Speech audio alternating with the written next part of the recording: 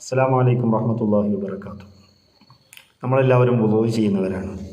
നിസ്കാരത്തിന് വേണ്ടി, ഖുർആൻ ഓതാൻ വേണ്ടി, ഇങ്ങനെ നല്ല കാര്യങ്ങൾക്കൊക്കെ നമ്മൾ വുളൂ ചെയ്യും. വുളൂ ഒരു മനുഷ്യന് നിത്യമായി ഉണ്ടാവൽ പ്രത്യേകം പുണ്യമുള്ള കാര്യമാണ്. മലായിക്കത്തിൻ്റെ പ്രത്യേകമായ ദുആ നിത്യമായി വുളൂ സൂക്ഷിക്കുന്നവർക്ക് ഉണ്ടാവും എന്ന് മുത്തുനബി സല്ലല്ലാഹു അലൈഹി വസല്ലം പഠിപ്പിച്ചിട്ടുണ്ട്.